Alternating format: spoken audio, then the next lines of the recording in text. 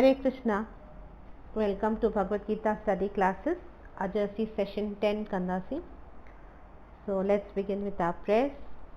ओम अज्ञानतिमिरन्धस्य ज्ञानाञ्जनशलाकया चक्षुरुन्मीलितं येन तस्मै श्रीगुरुवे नमः। श्रीचैतन्यमनोभीष्टं स्थापितं येन भूतले स्वयं रूपः कदा मह्यं ददाति स्वपदान्तिकम्।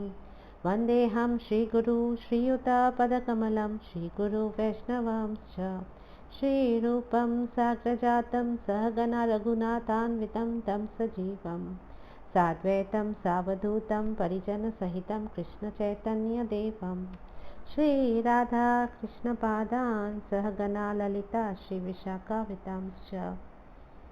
हे कृष्ण करुणा सिंधु दीनबंधु जगतपते गोपेशा गोपिका कांता राधा कांता नमोस्तुते। तप्त कांचन गौरंगी राधे वृंदावनेश्वरी वृषभानुसुते देवी प्रणमामि हरिप्रिये। वाञ्छाकल्पतरुभ्यश्च कृपा सिन्धुभ्य एव च पतितानां पावनेभ्यो वैष्णवेभ्यो नमो नमः। जय श्री कृष्ण चैतन्य प्रभु नित्यानंद श्री अद्वैत गदाधर श्रीवासादि गौरभक्तवृंदा। हरे कृष्णा कृष्णा कृष्णा हरे हरे, हरे राम राम राम हरे हरे। ओम नमो भगवते वासुदेवाय। ओम नमो भगवते वासुदेवाय। ओम नमो भगवते वासुदेवाय। टेक्स्ट 2.10। तम उवाच ऋषिकेश प्रहसन् इव भारत सेनयोरुभयोर्मध्ये विषीदन्तम् इदं वच। जो अर्थ है, हे भरतवंशी दैट इज धृतराष्ट्र, उस समय दोनों सेनाओं के मध्य शोकमग्न अर्जुन से कृष्ण ने मानो हंसते हुए ये शब्द कहे। हिते जेको अखर प्रसन्न आए इन जो मतलब है स्माइलिंग। तो हिते प्रभुपाद एक्सप्लेन कन था कि कृष्णा स्माइल पिया कन छोकी लाइ हुन जो जेको दोस्त है हाणे हू हुन जो शिष्य थी वियो है, इन करे हू स्माइल था कन। पर आस्ते सां माना ग्रेजुअली जेका स्माइल है उहा ग्रिम एक्सप्रेशन में चेंज थी वञे। कृष्णा सीरियस था थी वञनि बिकॉज हाणे हुननि खे गुरु जो रोल प्ले करिणो आहे, अर्जुन जे गुरु जो रोल प्ले करिणो आहे। एक्चुअली हिन वर्स खे रससंधि वर्स बि चवंदा आहिनि। रससंधि छोकी लाइ जेको हिननि जो साख्य रस हो, हाणे Arjun has become come in to the role of a disciple न, त दास्य रस थी वियो आहे। त इन करे हिन श्लोक खे रससंधि चवंदा आहिनि। कृष्णा खिलन कोन पिया, माना खिलन एज सच लाफिंग कोन पिया कनि, हू स्माइल पिया कनि बिकॉज इन स्माइल जो माना इन जो सिम्बलाइज करे तो नॉलेज खे, ज्ञान जी गुरु जी स्माइल पिया ॾियनि हिते कृष्ण। जीअं कोन चवंदा आहिनि बारिश थियण वारी हूंदी आहे त उन खां पहिरीं मौसम केतिरो सुहानो थी वेंदो आहे न, त उअं ई हिते दिव्य ज्ञान जी हाणे वर्षा थियण वारी आहे। इन करे कृष्ण हिते दिव्य मुस्कान ॾियनि पिया। पर इमिजिएटली उन खां पोइ हू सीरियस थी था वञनि, छोकी लाइ ही ज्ञान हू सिर्फ़ु अर्जुन खे कोन ॾियण वारा आहिनि। ही ज्ञान सिर्फ़ु हुन बैटल फील्ड में जेके माण्हू आहिनि उन्हनि लाइ कोन्हे, ही ज्ञान सॼे हिन संसार जे हर हिकु इंसान लाइ, हर सोसाइटी लाइ, हर कम्युनिटी लाइ ऐं हर युग लाइ इहो ज्ञान हू ॾियण वारा आहिनि। इन करे हाणे कृष्णा पंहिंजे गुरु जे रोल में अचनि था ऐं सीरियस था थी वञनि। त असांखे हिते सम्झणो आहे कि कृष्णा जेके आहिनि हू कहिड़ो बि रोल तमामु परफेक्टली प्ले कंदा आहिनि। कहिड़ो बि रोल हुननि हेतिरा रोल्स निभाया आहिनि सॼो महाभारत जी लीलाउनि में असांखे ॾिठो आहे असां, त हू हर रोल खे एकदमि परफेक्टली प्ले कंदा आहिनि। ही हुन सॼी सृष्टि जा भॻवान आहिनि, हुननि जी पोज़ीशन मास्टर जी ई आहे। पर हू पुटु हुजे या लवर हुजे या फ्रेंड हुजे या भक्त हुजे, हर रोल में परफेक्टली फिट थींदा आहिनि। माना हू पंहिंजे भक्त जी सेवा करण खां ऐं पंहिंजे भक्त जे लाइ सभु कुझु करण खां माना कुझु बि कोन सोचंदा आहिनि, हू भक्त जो दास बि थी वेंदा आहिनि। इन लाइ हिकिड़ो घणेई एग्ज़ाम्पल्स आहिनि शास्त्रनि में, पर हिकिड़ो पास टाइम आहे कि हिकु दफ़ो छा थियो कि माना कहिड़े हद ताईं कृष्णा वेंदा आहिनि पंहिंजे भक्त लाइ।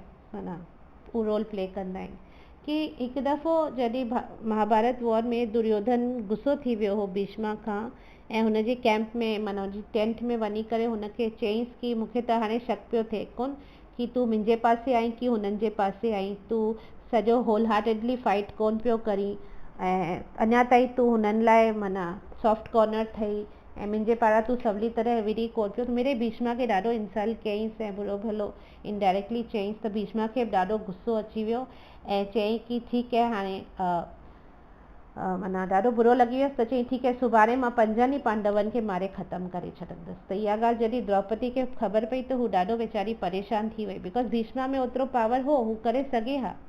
त हुन यकदमि भॻवानु कृष्ण खे प्रार्थना कई त कृष्णा उते अची करे चयईंसि कि तूं अचु मुंहिंजे पुठियां अचु। त उनखे सॼे बैटल फील्ड मां वठी करे भीष्मा जी टेंट ताईं वठी विया। त सडनली जॾहिं पासे में भीष्मा जे टेंट जे अचण वारा हुआ त चयईंसि कि तूं पंहिंजी चप्पलूं लाइ सैंडल लाइ। त हुन द्रौपदी चयईंसि छो? चयईंसि न तुंहिंजूं सैंडल ॾाढो आवाज़ पियूं कनि, तूं प्लीज़ ही सैंडलूं लाइ मूंखे ॾे। त पोइ वरी हू भीष्म जी जॾहिं दर जे कैंप जे दर ते पहुता त चयईंसि हाणे तूं अंदरि वञी करे पंहिंजो हिकिड़ो त मुंहुं ढकाईंसि घूंघट में जीअं ॾिसी न सघे कि सुञाणे न सघे केरु आई आहे ऐं तूं ईअं करे वञी हुनजे अंदरि जेको आहे हुनजे पेरनि में तूं किरी पओ वञी करे। त हू हुनजे चवण जे अनुसार अंदरि वई ऐं भीष्मा अंदरि पंधु पे कयो त यकदमि हुनजे पेरनि ते वञी करे किरी पई ऐं भीष्मा हुनखे यकदमि सदा सुहागिन जो आशीर्वाद ॾेई छॾियो। त जॾहिं हू उथी त पोइ भीष्मा चयो अरे तूं द्रौपदी आई छा? त तूं हिते कीअं आई आहे? त हुन चयईंसि मूंखे हिते कृष्ण वठी आया आहिनि ऐं मूंखे तव्हांजूं ब्लेसिंग्स वठण लाइ चयईं। त भीष्म सम्झी विया कि कृष्णा त खे ख़बर पइजी वई हूंदी न, हू त अंतर्यामी आहिनि कि मां सुभाणे पांडवनि खे मारण वारो आहियां इन करे हू द्रौपदी खे हीअं ट्रिक करे वठी आया आहिनि ऐं मूंखां हीअ आशीर्वाद सदा सुहागिन जो उनखे वठाए छॾियईं। त एनीवे दर ताईं वियो भीष्म ऐं चयईंसि कृष्णा तूं दर ते छो बीठो आहीं, प्लीज़ अंदरि अचु ऐं ही छा तुंहिंजे कुल्हनि ते छा टंगिया पिया आहिनि? ही त सैंडल पिया लॻनि तुंहिंजे कुल्हनि ते टंगिया पिया आहिनि। त कृष्णा चए थो हा हा ही त सैंडल ई आहिनि, ही पांचाली जा सैंडल आहिनि, ॾाढो आवाज़ पे कयो सो इन करे मूं हुननि खे लाराए करे पाण वटि रखी छॾियो। त भीष्म अंदरि में सोचियो कि माना बिकॉज अगरि हू पाए अचे हा त मे बी हुनजी आहट सां भीष्म खे ख़बर पइजी वञे हा केरु अचे पियो ऐं हू द्रौपदी खे ॾिसी वठे हा त उहो हू न ॾिसी सघे जीअं द्रौपदी खे चुपचाप में इन करे हुनखे मोकिलियईंसि कि हू शांति सां चुपचाप में वञी करे बसि सिधो हुनजे पेरनि में किरी पओ ऐं पोइ जीअं हू आशीर्वाद ॾे ऐं पोइ हू ॾिसे कि केरु आयो आहे। त इहो एक्चुअली प्लान हो कृष्णा जो, इन करे हुनखां सैंडल बि लाराए वरिता हुई। पर इहे सैंडल हू पंहिंजे कुल्हे ते रखी वेठो त जॾहिं भीष्मा इहो ॾिठो त भीष्मा सभु सम्झी वियो ऐं मुस्कुराइण लॻो ऐं चयईं कि कृष्णा केतिरी कंसर्न आहे न तोखे पंहिंजे भक्तनि लाइ कि तूं हुननि जा सैंडल बि पंहिंजे मथां पंहिंजे कुल्हनि ते रखण खां सोची नथो। माना केरु तुंहिंजो इक्वल करे सघे थो, माना केरु तो जेतिरो है प्रोटेक्शन में पंहिंजे भक्तनि जे केरु अहिड़ो आहे हिन संसार में जेको तूं जेतिरो प्रोटेक्शन ॾी थो ॿियो केरु ॾेई सघे थो, माना केरु कंपेयर ई नथा असीं करे सघूं। ऐं जॾहिं तूं ई पांडवनि सां गॾु आई त हुननि खे डिॼण जी कहिड़ी ज़रूरत पई आहे? त ओॾीमहिल पोइ द्रौपदी चयईं कि पितामह कि पर असां डिॼी विया आहियूं, तव्हां जेको प्रण अॼु वरितो आहे कि मां सुभाणे हिननि सभिनी खे मारे छॾंदसि त उहो ॿुधी असीं सभु ॾाढो मां डिॼी वई आहियां। त पोइ भीष्म हुनखे चवनि था मूं अहिड़े इनसिग्निफिकेंट माण्हू जी ओथ या प्रॉमिस या वाव जी कहिड़ी वैल्यू कृष्ण जे साम्हूं? हू तुंहिंजे साइड आहे त तुंहिंजे मथां को हार्म नथो अचे। मेरे चवण जो अर्थ इहो आहे कि भॻवानु पंहिंजे भक्तनि लाइ कहिड़ो बि रोल अज्यूम कंदा आहिनि ऐं पंहिंजे भक्तनि खे प्रोटेक्ट करण लाइ हू कहिड़ी बि हद ताईं वेंदा आहिनि, न त हू टिनी लोकनि जा स्वामी आहिनि। उन्हनि खे कहिड़ी ज़रूरत पई आहे सैंडल पंहिंजे कुल्हे ते रखण जी या माना कुझु कहिड़ी या अर्जुन जो साथी थी हुनजी लतूं खाइण जी, पर हू पंहिंजे भक्तनि लाइ कुझु बि करे सघनि था, कहिड़ो बि रोल अज्यूम करे सघनि था। चवण जो अर्थ इहो आहे। त ही आहिनि कृष्णा। सो तो हाणे असीं नेक्स्ट वर्स ते ईंदासीं 2.11 जितां खां वठी कृष्णा गुरु जी पोजीशन अज्यूम कई आहे ऐं हाणे असांखे भगवत गीता जो ज्ञान मिलंदो। पर उन खां पहिरीं शास्त्रनि में वेदनि में हिकिड़ी प्रेयर आहे जेका हर टीचर ऐं स्टूडेंट खे गॾु चवणु खपे। त अचो गॾिजी करे उहा प्रेयर चऊं।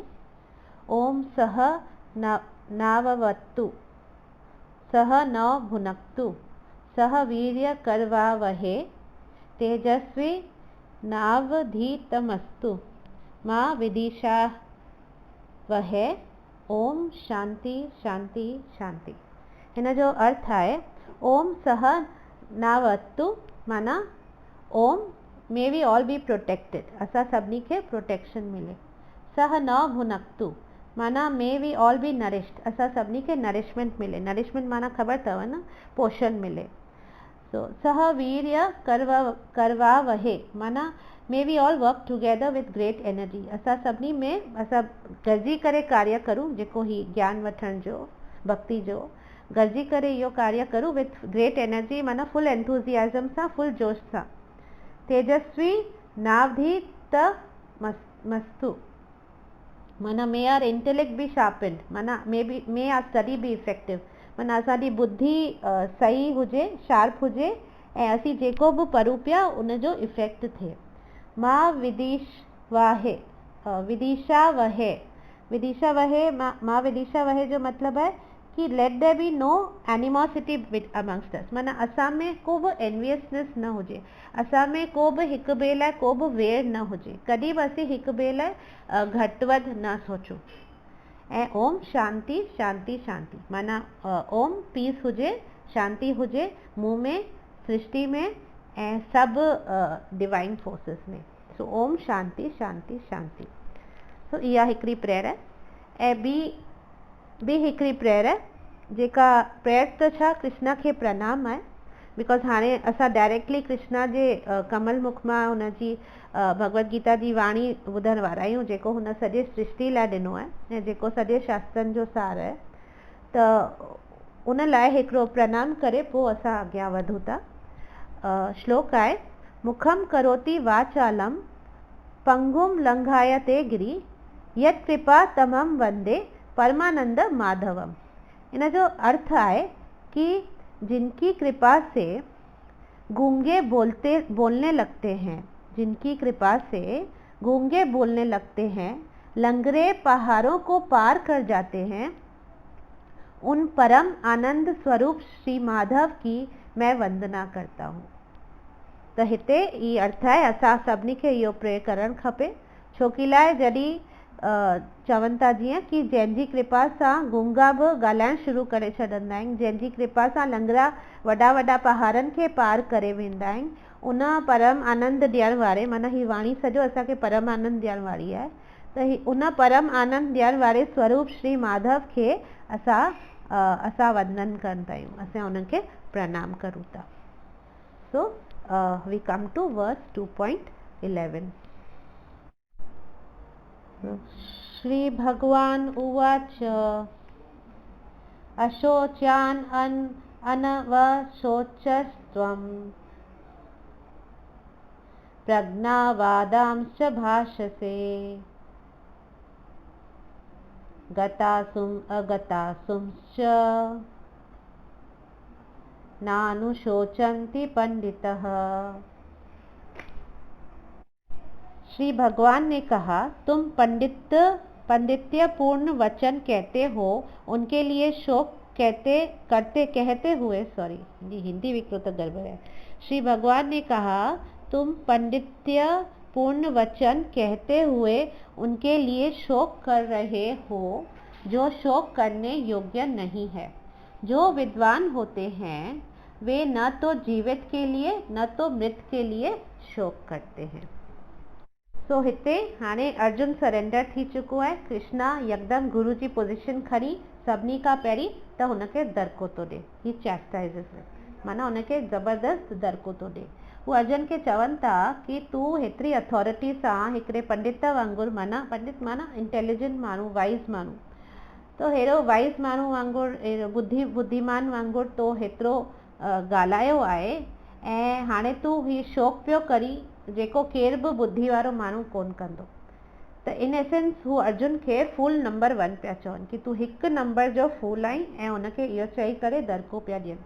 बिकॉज़ अर्जुन जा जेके अखर हुन हेसि ताईं ॻाल्हाया हुआ हू सच हुआ, सही हुआ, वैलिड हुआ अकॉर्डिंग टू धर्म ऐं राजनीति। धर्म ऐं राजनीति अनुसार हू बिल्कुलु सही हो, पर उन जेको आत्मा ऐं जेको शरीर जो फ़र्क़ु आहे उहो उन में किथे उनखे उन जॻह कोन ॾिनी। उन जे बारे में हुन कुझु बि न सम्झो, न उन रियलाइज़ कयो। अगरि करे हा त हू हेतिरा रीज़न्स न ॾे हा। इन करे कृष्णा हुनखे हिते फूल नंबर 1 चवनि था। माना कृष्णा हुनखे माना इनडायरेक्टली चवनि था कि तूं कहिड़ो बि रीज़न शौक़ खे जस्टिफाई नथो करे तुंहिंजो, कहिड़ो बि रीज़न। ऐं पंडित जेके वाइस थींदा आहिनि, जेके ज्ञानवान थींदा आहिनि, जेके बुद्धिमान थींदा आहिनि, हू कॾहिं बि पंडित शौक़ु कोन कंदा आहिनि, न जीअरे माण्हुनि लाइ न मुअल माण्हुनि लाइ। इन करे जेको बि शौक़ु तूं करी पियो, जेको बि मिज़री या ग्रीफ तो में आहे, जेको तूं विजुअलाइज़ करी पियो कि इहो थींदो अगरि मां पंहिंजे मिट माइटनि खे मारंदसि, इहो सॼो इल्यूजनरी आहे, इहो सच कोन्हे। ऐं इहो प्रूफ थो करे कि तूं पंडित कोन आहीं।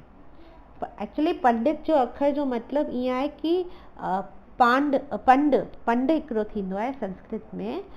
पंड जो मतिलबु आहे आत्म विषया बुद्धि। पंड जो मीनिंग आहे आत्म विषय बुद्धि, माना उहा बुद्धि जेका आत्मा जे तरफ़ टर्न आहे। माना टर्न कीअं चवां, माना जेका आत्मा ज्ञान तत्व, आत्मा तत्व जे तरफ़ जंहिंजी बुद्धि हले थी, बुद्धि उन जे अनुसार हले थी आत्मा जे लेवल ते, त उनखे चइबो आहे आत्मा विषय बुद्धि। ऐं उनजो संस्कृत अखर आहे पंड। त इन करे जंहिंखे ही पंड आहे, माना जंहिंखे ही बुद्धि आहे, उनखे पंडित चइबो आहे। त इहो अथव पंडित जो मीनिंग। बेसिकली कृष्णा हुनखे हिते चवनि पिया कि ही जेको शरीर आहे इहो शौक़ु करण जे लाइ वर्थ कोन्हे। छो कि शरीर त असांखे मल्टीपल मिली वेंदा न। हिकिड़ो शरीर ख़तमु थियो त ॿियो शरीर मिलंदो, ॿियो शरीर ख़तमु थियो त टियों शरीर मिलंदो। इन करे हिन लाइ जेका शइ कोन मिलंदी हूंदी आहे, ख़तमु थी वेंदी आहे, उन लाइ शौक़ु कबो आहे। हीअ शरीर त असांखे पिया मिलंदा, त उन लाइ शौक़ु छा जो करिणो। बेसिकली उनखे चवनि पिया कि matter does not matter. Matter माना हीअ जेको प्रकृति आहे, मैटर आहे, जेको जड़ प्रकृति आहे, त हू माना it does not matter, does not matter. जेको मैटर करे थो उहो छा आहे, उहो आत्मा आहे, उहो स्पिरिट आहे, उहो मैटर करे थो, पर मैटर डज़ नॉट मैटर। सो हिते जेको अर्जुन पहिरियों पंहिंजो आर्ग्यूमेंट ॾिनो हो न कि सभु मरी वेंदा, बॉडली प्लेटफॉर्म ते पंहिंजी करुणा जेका ॾेखारी हुई, पहिरियों आर्ग्यूमेंट जेको ॾिनो हुई कि सभु मरी वेंदा ऐं मां कारण थींदसि, त उनखे हिते कृष्णा स्लैप करण जी कोशिशि कनि पिया कि केर बि मरंदो कोन्हे। त इन करे हिन चैप्टर खे बि सांख्य योग चवंदा आहिनि, बिकॉज सांख्य योग आहे मतिलबु analytical study of matter and spirit. माना सांख्य अखर ईंदो आहे संख्या खां, त सांख्य योग मतिलबु असीं जॾहिं मैटर ऐं स्पिरिट खे अलॻि कंदा आहियूं, उन स्टडी खे सांख्य योग चइबो आहे। त हिन केस में soul is separated from the material elements. Material elements जेके आहिनि पृथ्वी, जल, वायु, आकाश, अग्नि, जेको सभु डेड मैटर आहिनि, उनखां अगरि असीं सोल खे अलॻि था करूं त उनखे असीं सांख्य योग चवंदा आहियूं। ऐं बेसिकली जॾहिं असीं इहो अलॻि कंदासीं तॾहिं असांखे सम्झ में ईंदो ऐं असांखे जवाबु मिलंदो कि हू एम आई, मां केरु आहियां। त जॾहिं by the end of this chapter असांखे क्लियरली ख़बर पइजी वेंदी कि हू एम आई, मां केरु आहियां, इन जो असांखे जवाबु मिली वेंदो। जीअं त प्रभुपाद हिकिड़े स्कूल में विया नंढनि ॿारनि खे, हाणे हुननि खे कीअं सेखारनि कि आत्मा छा आहे, शरीर छा आहे। त पोइ हुननि छा कयो, हुनखे चईंसि कि ही हुनजे हथ ते इशारो करे चई ही छा आहे, त हुन ॿार चईंसि कि ही मुंहिंजा हथ आहिनि। पोइ हुनजे पेरनि ते इशारो करे चईंसि कि ही छा आहे, चई हुन छोकिरे चईंसि ही मुंहिंजा पेर आहिनि। तीअं ई हुनजे मथे ते इशारो कईंसि त चईंसि ही मुंहिंजो मथो आहे। तीअं ई सॼे शरीर ते इशारो कईंसि त हुन छोकिरे चई मुंहिंजो शरीर आहे, मुंहिंजी बॉडी आहे। त तीअं ई वरी वॉच पई हुअसि त हुन ते इशारो कई त हुन चई ही मुंहिंजी वॉच आहे। त चई तूं हिनखे मुंहिंजी वॉच चई थो न, मी वॉच त कोन थो चई न। चई न, त तीअं ई जीअं तुंहिंजी वॉच आहे, ही तुंहिंजो हथु आहे, ही तुंहिंजो पेर आहे, ही तुंहिंजो मथो आहे, ही तुंहिंजी बॉडी आहे, माना तूं त हिननि शयुनि खां अलॻि आहीं, तॾहिं न तूं हिननि खे मुंहिंजो चई थो, त पोइ तूं केरु आहीं। त पोइ इहो जॾहिं चई तॾहिं सभिनी जे दिमाग़ में घंटी वॼी कि हा, कि ही शरीर मां कोन आहियां, मां हिन शरीर खां अलॻि आहियां। त नंढड़े ॿार खे बि इहा ॻाल्हि सम्झ में अची वई कि ही शरीर मां कोन आहियां, I am separate from this body belongs to me, ही बॉडी मुंहिंजी आहे पर मां ही बॉडी कोन आहियां, मां हिन खां कुझु अलॻि आहियां। ऐं असां सभिनी खे अंदर में इहा ॻाल्हि ख़बर आहे, असीं सभु सम्झूं बि था, per day two day activities में असीं इहा ॻाल्हि विसारे करे ई हलूं पिया। जीअं अॼु हिकिड़ो कार कंहिं वटि आहे त कार सां हू आइडेंटिफाई थो करे छॾे कि ही मुंहिंजी कार आहे, मुंहिंजी कार आहे, मुंहिंजी कार आहे, हुन दिमाग़ में इहो ई आहे कि मुंहिंजी कार आहे। त हाणे हिकिड़े हंधि हू मीटिंग लाइ वञे थो ऐं देरि सां थो पहुचे, त हुते जेको बॉस आहे हुन खां पुछेसि थो भई अॼु तूं देरि सां छो आहे, त चएसि थो मुंहिंजो टायर पंक्चर थी वियो। त हुन में चइबो कोन हुनखे कि तुंहिंजो टायर कीअं पंक्चर थियो, तुंहिंजी कार जो टायर पंक्चर थियो आहे न, तुंहिंजो टायर थोरी पंक्चर थियो आहे। पर असां एतिरो क्लोज़ली आइडेंटिफाई करूं था हुन कार सां त असीं चऊं था मुंहिंजो टायर पंक्चर थी वियो। तीअं ई असां बॉडी सां बि एतिरो क्लोज़ली आइडेंटिफाई था करूं त असीं बॉडी खे ई मां सम्झी करे हलूं पिया। इहो रियलाइज़ कोन थो थिए कि असीं कार कोन आहियूं, असीं ड्राइवर आहियूं कार जा। इनखे चइबो आहे देह आत्म बुद्धि, false identification with the body, to consider देह एज आत्मा। जॾहिं असीं देह खे आत्मा सम्झंदा आहियूं उनखे देह आत्मा बुद्धि चइबी आहे। ऐं इन सां ई सभु प्रॉब्लम्स ई लाइफ जा, बिकॉज असांखे क्लैरिटी कोन्हे न हू एम आई, इन लाइ ई असांजे लाइफ जा सभु प्रॉब्लम्स हितां ई ओरिजिनेट कंदा आहियूं, बिकॉज असां आइडेंटिफाई कंदा आहियूं सोल सां बॉडी सां, इन करे ई सॼा वर्ल्ड में प्रॉब्लम्स आहिनि। अॼु असां जीअं पंहिंजे कार सां सपोज मर्सिडीज़ बेंज़ आहे असांखे, असां हुन सां ॾाढा अटैच्ड आहियूं, त जॾहिं केरु हुनजो ग्लास तोड़े थो नई गाॾी जो, त असीं डिस्टर्ब थींदासीं न, डिस्टर्बेंस त थींदी माइंड में कि छो कि लाइ असां हुन सां आइडेंटिफाई करूं था माई कार। तीअं ई असां जेका शइ खे मुंहिंजो मुंहिंजो मुंहिंजो करूं था, असीं हुन सां अटैच था करूं, तॾहिं न असीं हुनखे मुंहिंजो मुंहिंजो करूं था। त जॾहिं असीं उहो अटैच था थी वञूं ऐं मुंहिंजो मुंहिंजो करूं था, त पोइ उनखे थोरो बि कुझु ईजाव बि अचे थो न, त असांखे उहो तकलीफ़ थी थिए ऐं असांखे अपसेट था थियूं, असां डिस्टर्ब था थियूं। त इहो अटैचमेंट, सॼो जेको डिस्टर्बेंस असांजे माइंड जी आहे, इहा सभु अटैचमेंट जे कारण ई आहे। ऐं सभिनी खां वधीक में वधीक अटैचमेंट असांखे पंहिंजे शरीर सां आहे, जो असांखे पंहिंजे शरीर ऐं आत्मा में फ़र्क़ु ई कोन थी ॾिसणु अचे, न ख़बर पए, न रियलाइज़ थिए। छा आहे, चवंदा आहिनि to the degree they say to the degree we identify ourselves with our mind and body, to that degree we get disturbed। माना जेतिरो घणो असांजो अटैचमेंट या जेतिरो घणो असीं पाण खे शरीर या मन सम्झूं था, जेतिरो घणो सम्झंदासीं ओतिरो वधीक असीं डिस्टर्ब थींदासीं, ओतिरो वधीक असीं अपसेट थींदासीं। अॼु असां घटि अटैच हूंदासीं त घटि परेशान थींदासीं अगरि हुनखे कुझु थियो त, पर अगरि वधीक अटैच हूंदासीं त वधीक, हिनखे मैथ्स में चइबो आहे न डायरेक्टली प्रोपोर्शनल, इनवर्सली प्रोपोर्शनल कोन्हे, डायरेक्टली प्रोपोर्शनल आहे। जेतिरो वधीक अटैचमेंट ओतिरो वधीक अशांति असांजी लाइफ में। त ऐं इहो ई कारण आहे जंहिंजे करे असांखे सुख दुख बि थींदो आहे, मान अपमान बि फील थींदो आहे। त ही सॼो root cause of our suffering is because we don't know the reason कि असीं केरु आहियूं, मां केरु आहियां, इहो ई मूंखे ख़बर कोन्हे। इन करे ई सभु अॻियां वॾियूं ॻाल्हियूं ठहनि थियूं। अगरि मूंखे ख़बर पइजी वञे मां केरु आहियां त हीअ सभु कुझु बि थिए ई न, असांजी लाइफ में को डिस्टर्बेंस थिए ई न। सो हिते basically Krishna is trying to say कि पहिरीं ॻाल्हि जेका तव्हांखे लाइफ में रिज़ॉल्व करणु खपे कि तव्हांखे इहो सम्झणो आहे कि मां केरु आहियां, वॉट इज़ योर आइडेंटिटी।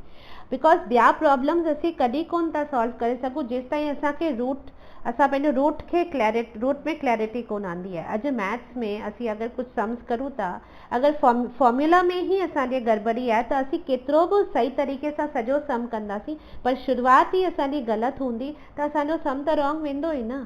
त तीअं ई अगरि शुरूआति में असां पाण खां शुरू था करूं, हू एम आई, उहो ई असांखे क्लैरिटी कोन्हे, त अॻियां जेको बि असांजी लाइफ में थींदो या आहे सभु उहो प्रॉब्लमैटिक ई थींदो, बिकॉज असांजो बेसिस, असांजी बेसिक अंडरस्टैंडिंग ई ग़लति आहे।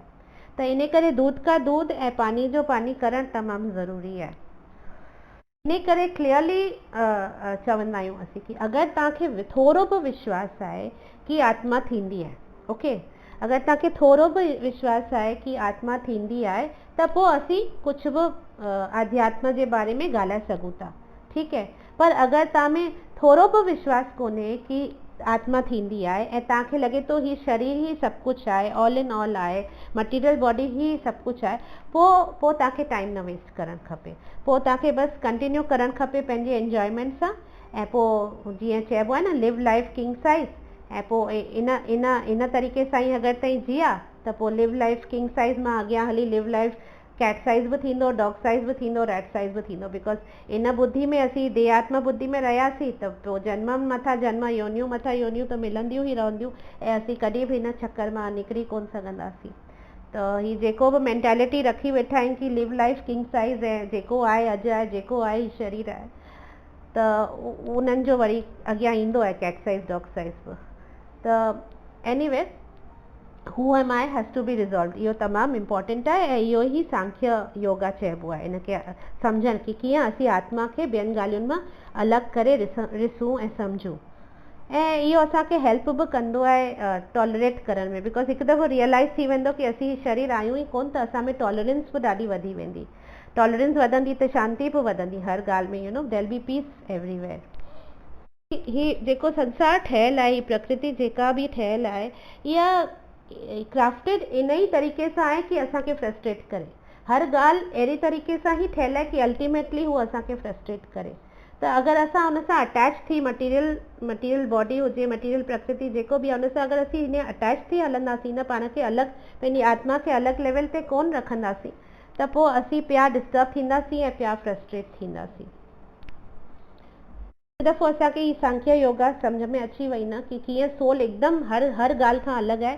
त जेके असां अलॻि अलॻि रीति रिवाज, रॉन्ग फिलोसॉफियूं जेके नयूं डेवलप थियूं आहिनि या बिना बेस, जंहिंजो को बेस कोन्हे, इन जंहिंखे स्यूडो स्पिरिचुअलिटी एक्चुअली चइबो आहे। त इहे रिचुअल्स जेके आहिनि, नॉलेज जे बग़ैर जेके असीं रिचुअल्स करूं था, इहे सभिनी मां असीं मथे अची वेंदासीं। इन सभिनी मां असीं जेको सेंटिमेंटैलिटी सां असीं जेके रिचुअल्स करूं था, जंहिंजो असांखे न अॻु ख़बर आहे न पुठि ख़बर आहे, असीं करूं पिया। त हा, हिकु दफ़ो असांखे सांख्य योग सम्झ में अची वेंदो न, पोइ हर ॻाल्हि जे तत्व ताईं असीं पहुचण जी कोशिशि कंदासीं। ऐं पोइ जॾहिं असीं तत्व ताईं पहुचंदासीं तॾहिं असांखे क्लैरिटी मिलंदी ऐं पोइ असीं सही तरीक़े सां जेको सही आहे उहो ई कंदासीं भक्ति में या स्पिरिचुअलिटी में। न त जेके स्यूडो स्पिरिचुअलिटी हलंदी ईंदी। इन जो हिकिड़ो नंढो एग्ज़ाम्पल आहे कि कीअं कोन, असांखे अगरि क्लैरिटी कोन्हे, असांखे अगरि इहो ज्ञान कोन्हे कि कीअं हर ॻाल्हि जी तत्व खे सम्झिजे, तत्व ताईं पहुचजे, त कहिड़ो गड़बड़ियूं थियूं थी वञनि। ॾिसो, ऐं घणेई रिचुअल्स इन वजह सां बि आया आहिनि। हिकु दफ़ो हिकिड़ी शादी पे थी, ठीकु है, त हिकिड़ी शादी पे थी, त हुन शादी जो जीअं ई फेरनि जो टाइम आयो, त जीअं ई फेरनि जो टाइम आयो त जेको छोकिरी जी माउ हुई न, यकदमि हुन चयो, अरे बीहो बीहो बीहो, बिल्ली किथे आहे, बास्केट किथे आहे? त हू चवनि कि छा बिल्ली किथे आहे, बास्केट किथे आहे? चई न फेरो शुरू थियण खां पहिरीं हिते हिकिड़ी बिल्ली खे विहारियो ऐं उन बिल्ली खे हिकिड़े बास्केट सां ढको, तॾहिं फेरा शुरू थींदा। त सभु हैरान पिया थियनि। त चई न, ईअं थींदो, ईअं ई रिचुअल आहे। त ठीकु आहे, और जीअं तीअं वञी करे ॻोल्हे हिकिड़ी बिल्ली पकिड़े आया ऐं उनखे उते विहारियऊं ऐं उनखे हिकिड़े बास्केट सां ढके छॾियऊं ऐं पोइ वरी फेरा चालू थिया। त हुननि में हिकिड़ो माण्हू हो जेको थोरो वधीक सोचई पई कि ही वरी कहिड़ी नई ॻाल्हि आहे, असां त कॾहिं ॾिठी कोन्हे ऐं ही आहे छा, हिन जो कारण छा आहे? ॿिया रिचुअल्स त सम्झ में अचनि था, ही रिचुअल त मूंखे सम्झ में कोन थो अचे। त हू वञी करे हुन माई खां पुछेसि थो कि ही करायो आहे, हिनजे बेस छा आहे, हिनजो मतिलबु छा आहे? त हू चएसि थी, न, मुंहिंजी शादी बि जॾहिं थी हुई न, त मुंहिंजी माउ बि हीअं बिल्ली रखी करे बास्केट रखाए करे पोइ फेरा पाराया हुआ। त चईसि, तुंहिंजी माउ आहे? चईसि, हा, वेठी आहे न हुते। त पोइ हुन वटि वियो ही, त हुन वटि वञी करे वियो त चईसि कि ही जेको रिचुअल आहे बिल्ली जो ऐं बास्केट जो, हिनजी छा पास टाइम आहे, छा स्टोरी आहे, बैकग्राउंड छा आहे? त हुन बुढी चईसि कि जॾहिं मुंहिंजी शादी थी हुई न, त हुते मुंहिंजे फेरनि खां पहिरीं मुंहिंजी माउ हिकिड़ी बिल्ली रखाई हुई ऐं उनखे बास्केट सां कवर करायो, पोइ फेरा थिया हुआ। इन करे इहो परंपरा हलंदी पई अचे।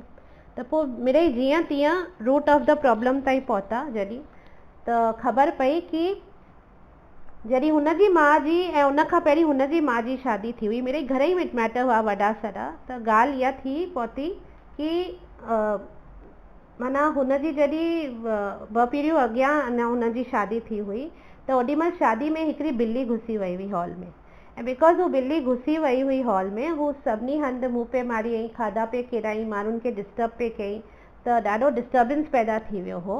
त इन करे हुननि छा कयो, हुन ॿिली खे पासे में ई कोन विहारे करे उनखे हिकिड़े टोकरी सां ढके छॾियऊं जीअं हॉल में हू परेशानी क्रिएट न करे। पर उहा ई ॻाल्हि हुन ॾिसी करे पीढ़ी दर पीढ़ी इहो पे आयो कि शादी जे फेरनि महिल ॿिली खे विहारे करे ढकबो आहे। ही हिकिड़ो स्टोरी इन लाइ आहे ठहियल आहे कि ईअं ई जेके घणेई असांजा रिचुअल्स आहिनि न, ईअं ई हलंदा पिया अचनि। जंहिंजो को कंहिं कारण सां ओॾी महिल कंहिं कुझु कयो हो, पर हू ॿियनि इहो कोन ॾिठो कि हुननि उहो छो कयो, बसि हुनखे पकिड़े करे माण्हू ट्रेडिशन करे कल्चर करे हलाईंदा पिया अचनि। त जॾहिं असांखे सांख्य योग सम्झ में ईंदो त असीं हर ॻाल्हि जे तत्व ताईं पहुची करे हर ॻाल्हि खे न छिंद छंद अलॻि अलॻि करे असीं हुनजे बेस ताईं पहुचंदासीं, ऐं पोइ कुझु बि सोचे सम्झी करे कंदासीं। ईअं ई अंधविश्वास जे तरीक़े सां या हीअं बसि हिकिड़े चयो ॿिए चयो टे चयो इहो कंदो वञणु, इहो कोन कंदासीं। त इन लाइ हीउ सॼो ज्ञान हर तरह जो योग असांखे सम्झणु तमामु ज़रूरी आहे, ऐं सांख्य योग त ख़ासि करे ज़रूरी आहे, बिकॉज़ हू त रूट हर ॻाल्हि जी रूट ताईं असांखे पहुचाए थो कि कीअं असां सभु कुझु सम्झूं। त हिते कृष्ण अर्जुन खे पंडित था चवनि कि पंडित मतिलबु अहिड़ो पंडित जेको मुंहं सां त घणेई कुझु वॾियूं वॾियूं ॻाल्हियूं करे थो, पर हू सम्झे कुझु बि कोन पियो। त ऐं अॼु जे संसार में त घणो करे पंडित ईअं ई आहिनि, फस्ट क्लास श्लोका रेसिटेशन्स कंदा आहिनि, पर ख़ुदि बि उन्हनि खे उनजो कुझु ज्ञान कोन हूंदो आहे, न मतिलबु सम्झ में ईंदो आहे, ऐं न को उन्हनि खे आत्मा जो ज्ञान हूंदो आहे। बसि किताबनि मां शास्त्रनि मां श्लोका खयां संस्कृत जा, बाय हार्ट कया ऐं सभिनी जे साम्हूं ॾाढो पंहिंजो चई करे ॿुधाया, ऐं अॻिलो सोचे अरे वाह हिनखे त ॾाढो ज्ञान आहे, एतिरो सभु कुझु ख़बर अथसि, पर हू ख़ाली वात जा पंडित हूंदा आहिनि। असांखे इहो सम्झणो आहे कि असांखे उन पंडित सां कनेक्ट करणु खपे कि जेको असांखे सही ज्ञान ॾींदो। त कीअं असीं कंहिंसां जुड़ूं, त इन लाइ शास्त्रनि में हिकिड़ो श्लोक आहे, कीब विप्र कीब न्यासी शूद्र केने नया कृष्ण तत्व वेता से गुरु हया। माना जेको व्यक्ति कृष्ण खे तत्व सां ॼाणे थो, माना Krishna as a only Krishna न, जेको कृष्ण खे तत्व सां ॼाणे थो कि हू कृष्ण आहे छा, केरु आहे, छा आहे, असांजो उन सां कनेक्शन छा आहे, असीं केरु आहियूं, जंहिंखे आत्मा ज्ञान आहे, त जेको व्यक्ति कृष्ण खे तत्व सां ॼाणे थो उहो ई गुरु बनने योग्य आहे, उन सां ई असांखे जुड़णु खपे। त इन करे इहो असांखे सम्झणो आहे। नाउ हाणे भॻवानु हिनखे पंडित था चवनि कि हिन पंडित लाइ पद्म पुराण में बि हिकिड़ो वर्स आहे कि सत कर्म निपुणो विप्रो मंत्र तंत्र विसारदः अवैष्णवो गुरु न स्यात् वैष्णव स्वपचो गुरु। माना हिन जो मतिलबु आहे कि केरु ब्राह्मण थी सघे थो, हू निपुण थी सघे थो हर ज्ञान में, सभु शास्त्रनि जे सत्कर्म निपुण विप्रो मंत्र तंत्र विसारदः, माना हू हर ॻाल्हि में निपुण थी सघे थो, वेदनि जे ज्ञान में निपुण थी सघे थो, जेके बि श्लोक आहिनि, पर अगरि हू वैष्णव कोन्हे, अगरि हू वैष्णव जो मतिलबु थींदो आहे कृष्ण भक्त विष्णु भक्त, त अगरि हू वैष्णव कोन्हे, अवैष्णव गुरु न स्यात्, माना हू अगरि वैष्णव कोन्हे या कृष्ण भक्त कोन्हे त पोइ हू गुरु ठहण जे योग्य कोन्हे, हू गाइडेंस ॾियण जे उनखां गाइडेंस वठण वर्थ कोन्हे। त इन करे पर वैष्णवो स्वपचो गुरु अवैष्णव गुरु न स्यात्। हा, पर अगरि के शूद्र आहे पर हुनखे कृष्ण भक्ति आहे, हुनखे कृष्ण तत्व जो ज्ञान आहे ऐं हू सरेंडर्ड आहे बेसिकली, त उनखे बि असीं गुरु ठाहे सघूं था। त ज़रूरी कोन्हे ब्राह्मण खे ई गुरु ठाहिजे, मतिलबु हिते जो अर्थ आहे कि जेको पंडित आहे मुंहं मां एॾा वॾा वॾा श्लोक चए थो पर अंदर में उनखे कुझु बि ज्ञान कोन्हे, अहिड़े माण्हू खे गुरु न ठाहिणु खपे। सो कृष्णा हिते चवनि पिया कि हिनखे अर्जुन खे चवनि पिया कि औरनि पंडितनि वांगुरु तूं न ॻाल्हाए, कि मुंहं सां त वॾियूं वॾियूं ॻाल्हियूं पियो करी, अंदर में ज्ञान कुझु लभई कोन, एक्चुअल में जेको ज्ञान हुअणु खपे आत्म तत्व जो ज्ञान उहो लभई कोन, ऐं ख़ाली पंडितनि वांगुरु ॻाल्हाई। ऐं तव्हांखे ख़बर आहे न रावण केतिरो वॾो पंडित हो, सची रावण हेतिरो वॾो पंडित हो, माना हिन संसार में रावण जहिड़ो पंडित कोन हो, हीअं धराधर मुंहं मां श्लोक हुनजे वहंदा हुआ हिकदमि आराम सां, हे एकदम नदी वांगुरु वात मां श्लोक ईंदा हुआ, एतिरा स्मूथली ऐं सभु बाय हार्ट। ॾाढो वॾो Ravan was a very very big pandit. टिनी लोकनि में कुझु बि कंहिंजो बि कार्य थींदो हो न, रावण खे इन्विटेशन वेंदो हो कि तूं अची करे श्लोक रिसाइट कर। बिकॉज चवंदा आहिनि न, यज्ञ में या कहिड़े बि कार्य में अगरि तव्हां श्लोका रिसाइट करो था त हू एकदमि परफेक्टली रिसाइट करणु खपनि। अगरि परफेक्टली रिसाइट कोन कंदा त हू उल्टो मतिलबु बि थी वेंदो आहे। केॾी महिल तव्हां यज्ञ कंदा कुझु पाइण लाइ, पर अगरि हिकिड़ो अखर छा अधु अखर बि ग़लति प्रोनाउंस थी वियो न, त हू पाइण जे बदिरां तव्हां विञाइण जो तव्हां घुरी छॾंदा देवताउनि खां। त इन करे मंत्र जी क्लैरिटी हुजणु तमामु ज़रूरी आहे। ही सभु शास्त्रनि जो जेॾी महिल यज्ञ कबा आहिनि, पूजाऊं कबियूं आहिनि, त मंत्र तमामु क्लियरली अचणु खपनि। त रावण खे टिनी लोकनि में केर बि कुझु बि पूजा कराईंदो हो न, त रावण खे ई यज्ञ कराईंदो, त रावण खे ई श्लोका पढ़ण लाइ सॾु कयो वेंदो हो। हिकु दफ़ो छा थियो, पार्वती माता शिव जी खे चयो कि छा आहे, असीं छा सॼी ज़िंदगी हिन कैलाश पर्वत में ई रहंदासीं छा? त हिकिड़ो घर बि त हुअणु खपे न असांखे सुठो। त पोइ शिव जी चईंसि ठीकु आहे, तोखे घर खपे, मां तोखे ठाहे थो ॾियां। त पोइ हुन विश्वकर्मा खे घुरायो, कुबेर खे घुरायो, ऐं मिड़ई जेके बि देवतास इन्वॉल्व हूंदा आहिनि कंस्ट्रक्शन में, उन्हनि खे सभिनी खे घुराए करे ऐं लंका ठाराई। लंका यू नो न, त लंका ठाराई। त ब्यूटिफुल लंका ठही, फर्स्ट क्लास लंका ठही। त हाणे गृह प्रवेश जो टाइम थींदो, ठही वई त हाणे गृह प्रवेश कबो न। त शिव ऐं पार्वती सोचो कि शिव जी सोचो कि गृह प्रवेश लाइ रावण खे था घुरायूं। जॾहिं असीं घिरंदासीं घर में न, त गृह प्रवेश जे टाइम ते हू जेके श्लोका रेसिटेशन लाइ असीं रावण खे था घुरायूं। त रावण खे इन्विटेशन वियो कि अची करे तूं हीअं श्लोका रेसिटेशन कर। रावण आयो, ॾाढियूं सुठियूं सुठियूं स्तुतियूं कयईं, एतिरियूं ब्यूटिफुल स्तुतियूं कयईं, सभिनी जो ॿुधी करे मंत्रमुग्ध थी विया। माना एतिरो ब्यूटिफुली हुन अची करे सॼो पूजा पाठ कयो। ऐं पोइ वरी ब्राह्मण खे त दक्षिणा ॾिबी न, टाइम ईंदो जॾहिं केरु ब्राह्मण खे त दक्षिणा ॾियणी पवंदी आहे न। ऐं शिव जी त गृहस्थ थिया न, त हुननि खे दक्षिणा ब्राह्मण खे ॾियणी पवंदी हिन। त पोइ उन्हनि पुछो रावण खां कि तोखे छा खपे?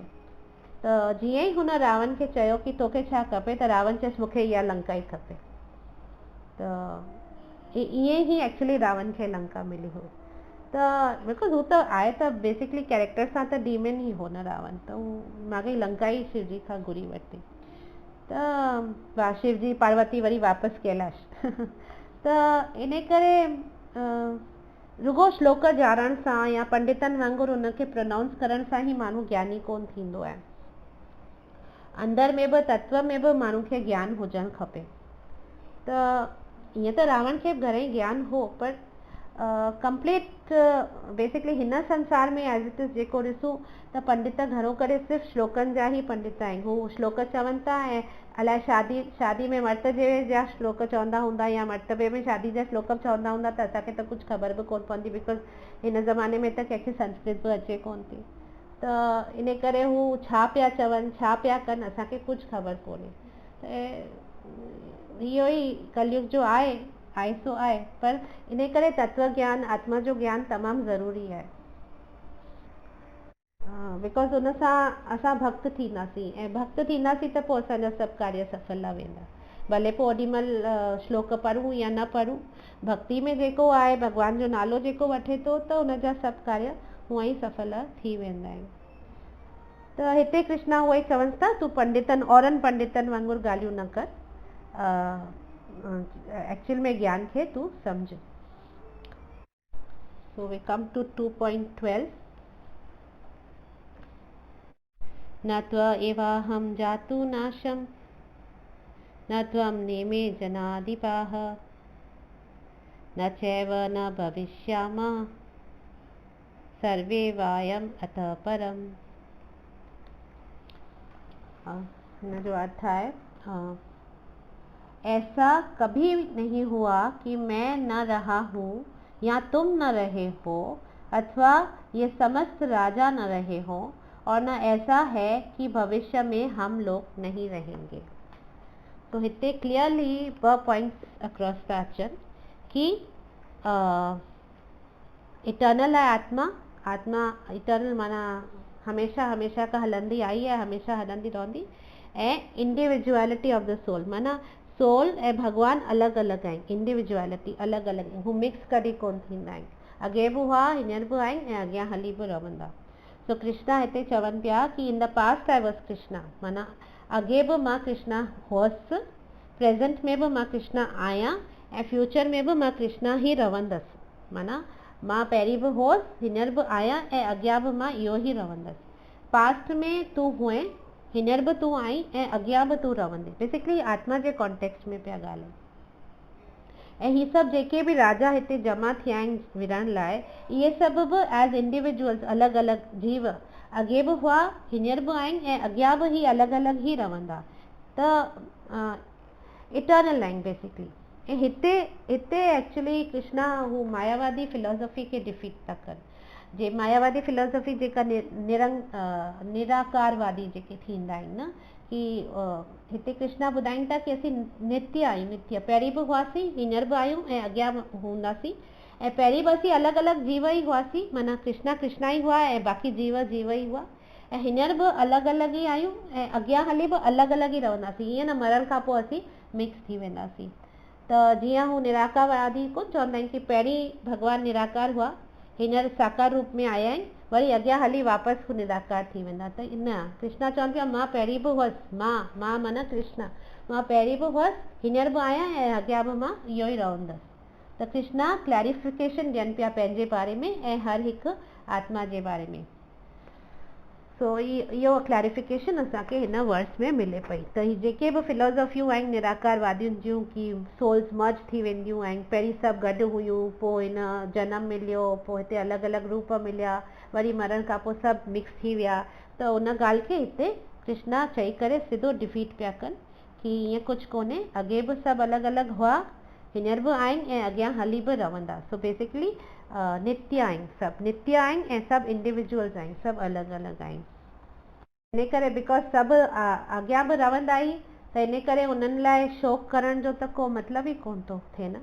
हिते हर ॻाल्हि में कृष्णा कुझु न कुझु ज्ञान ॾेई चवंदा न कि शोक करण जी ज़रूरत ई कोन्हे न। पोइ जॾहिं केरु मरंदो ई कोन, सभु एज़ इट इज़ रहंदा, त पोइ ख़तमु कॾहिं कोन थींदा, सभु नित्य आहिनि, त पोइ शोक करण जो कहिड़ो फ़ाइदो।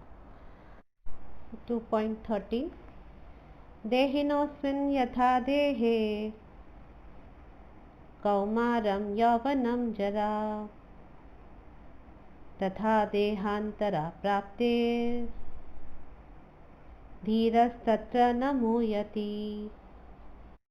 जिस प्रकार शरीरधारी आत्मा इस वर्तमान शरीर में बाल्यावस्था से तरुण अवस्था में और फिर वृद्धावस्था में निरंतर अग्रसर होता रहता है, उसी प्रकार मृत्यु होने पर आत्मा दूसरे शरीर में चला जाता है।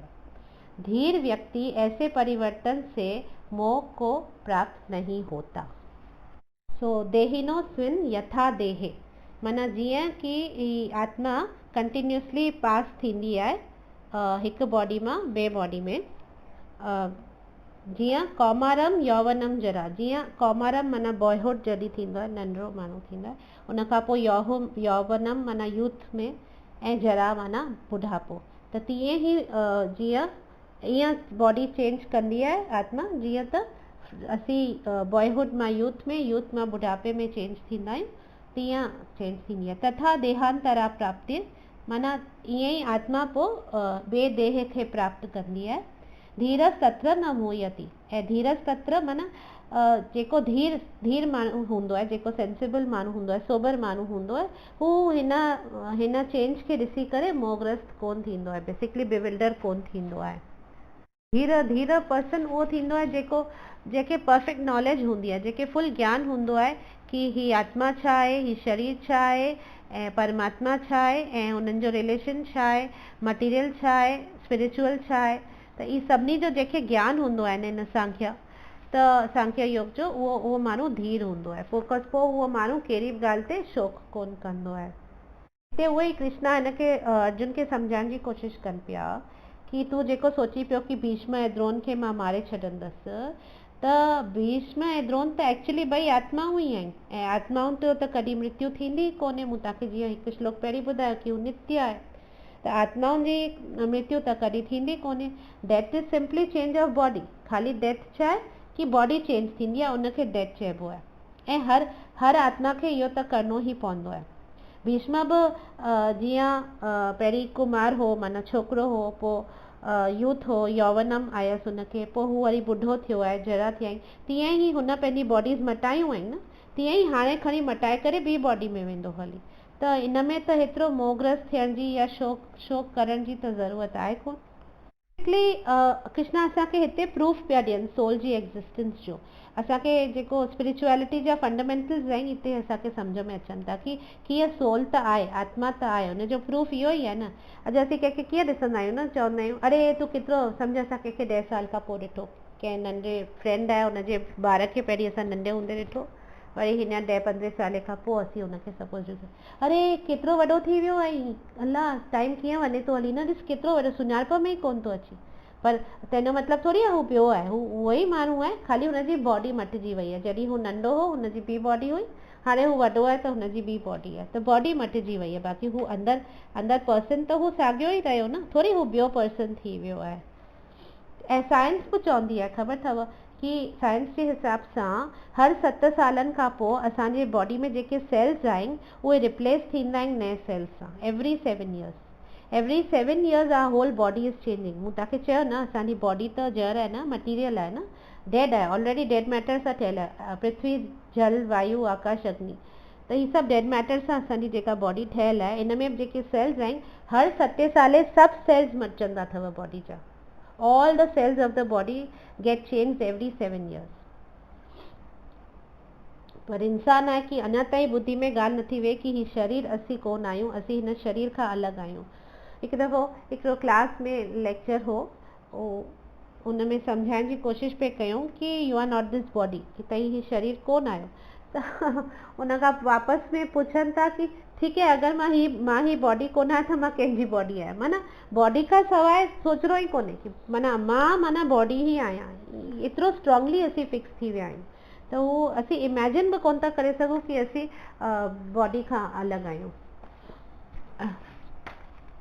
त जॾहिं मूं तव्हांखे आत्मा तत्व ऐं शरीर तत्व जीव तत्व सम्झायो हो, तॾहिं मां तव्हांखे डिटेल में ॿुधायो न, स्थूल शरीर, सूक्ष्म शरीर, त ही सभु वरी मां हिकिड़ो ख़ाली थोरो ई ॿुधायां थी कि उहो हिकिड़ो थींदो आहे असांजो जेको देह थींदी आहे, असांजी जेका बॉडी थींदी आहे, उनजा 2 कंपोनेंट्स थींदा आहिनि, 2 कवरिंग्स थींदा आहिनि।